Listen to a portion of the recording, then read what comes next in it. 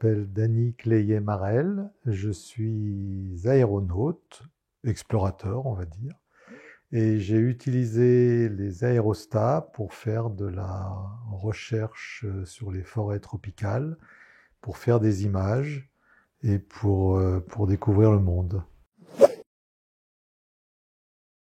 Que venez-vous présenter aux écrans de l'aventure? Alors je suis un habitué des écrans de l'aventure, ça fait très longtemps que je viens ici où j'ai présenté de très nombreux films, ce qui n'est pas le cas cette année, mais je suis quand même présent avec une exposition de photos, je présente la maquette du radeau des Cimes et surtout je reviens trouver d'anciens copains avec qui on aime bien raconter nos histoires. Pourquoi avez-vous mis de côté le graphisme pour l'aéronautisme? J'ai toujours aimé faire des voyages.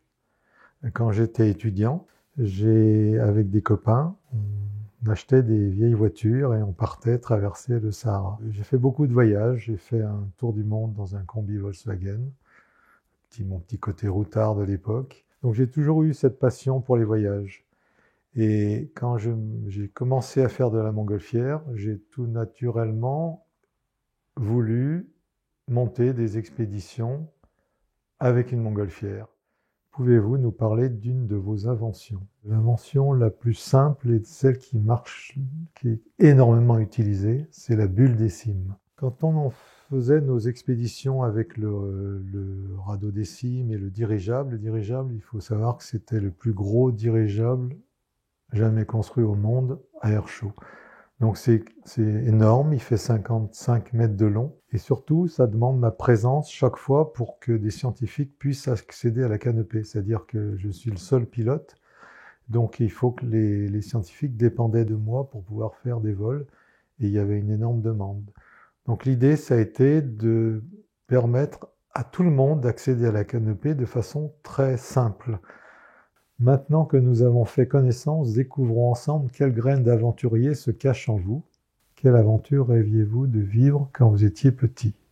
J'adorais les albums de Tintin. Peut-être que c'est ce qui m'a finalement donné envie de voyager, mais j'en suis pas sûr. Je ne sais pas pourquoi, quand on était étudiant, on avait envie à tout prix de partir en Afrique. L'envie de vivre un moment exceptionnel, de découvrir des gens. Mais petit à petit, on y prend goût. Une fois qu'on a traversé le Sahara, on n'a qu'une envie, c'est de recommencer. Donc ça a commencé comme ça. Quelle était votre première aventure et avez-vous une anecdote? J'ai eu l'idée de faire le premier survol du Mont Blanc avec une montgolfière. Donc j'ai fait ça et ça a très bien marché. Comme c'était la première fois que ça se faisait, j'ai eu pas mal de presse. Et une anecdote, on était à Chamonix. Et pour faire ce genre de vol, il faut que la météo soit bonne. Donc on s'était donné une semaine à Chamonix pour attendre les bonnes conditions. Et puis un matin, on est là on avait décidé de ne pas voler une fois de plus, et on était en train de prendre notre petit déjeuner. Et on entend à la radio, 2 Français sont actuellement en train de survoler le Mont Blanc. Et là, on dit, mais c'est quoi cette histoire? C'est pas possible, on s'est pas fait griller un jour avant, c'est pas possible. Et du coup, on a téléphoné à la radio, on a dit, mais c'est quoi cette histoire? Et en fait, ça s'était ébruité et ils avaient pensé qu'on avait déjà décollé pour faire la traversée. En fait, on était encore en train de prendre notre petit déjeuner et on a fait le vol que le lendemain. Quel conseil donneriez-vous à un jeune qui veut partir à l'aventure? Il faut oser, faut pas écouter les copains, les parents, tous ceux qui vont vous dire mais non, mais faut pas faire ça, tu y arriveras jamais, ça marchera pas, c'est pas possible. Non, quand on a une envie, il faut se donner les moyens de le faire, en évitant de prendre des risques et d'aller dans des zones quand même trop dangereuses, parce qu'il y en a quand même un certain nombre. Aujourd'hui, que diriez-vous Dany Cléiet-Marel d'il y a 50 ans? Je lui dirais de prendre plus de notes, parce que j'ai fait énormément de voyages, énormément, mais j'ai jamais été foutu d'écrire un petit mot, de tenir un carnet de bord, et ça, c'est un grand regret. Avez-vous encore des rêves d'aventurier à réaliser? Oui. J'en ai plein. Je sais très bien que je ne les ferai pas tous. Je vais essayer d'en faire quelques-uns, mais c'est difficile en ce moment. Alors pour finir, une petite surprise vous attend. Dans le chapeau à côté de vous se trouvent des questions posées par des élèves de l'école primaire Saint-Joseph. Je tente. Allez. Ah, j'en ai deux. Non, j'en ai qu'un. Ouh, mais c'est une grande question.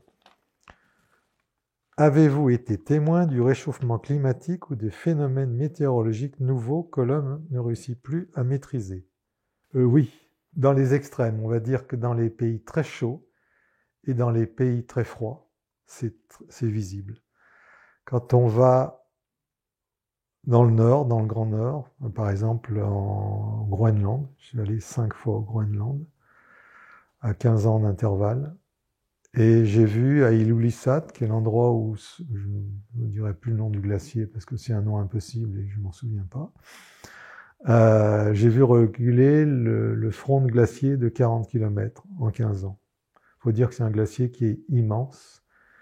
Et voilà, donc là, oui, c'est flagrant. J'ai vu le problème du réchauffement climatique qui est beaucoup plus fort dans ces zones-là. Et puis dans les zones du Sahel, surtout. Le désert, c'est déjà... Il n'y a pas grand-chose qui change. Vous avez des dunes de sable ou des règues où il n'y a pas de végétation, ça ne change rien. Mais dans les zones du Sahel, où il y avait encore des restants de végétation, oui, j'ai vu disparaître des bouts de forêts entières. Voilà. Donc ça, oui, c'est flagrant, je l'ai vu.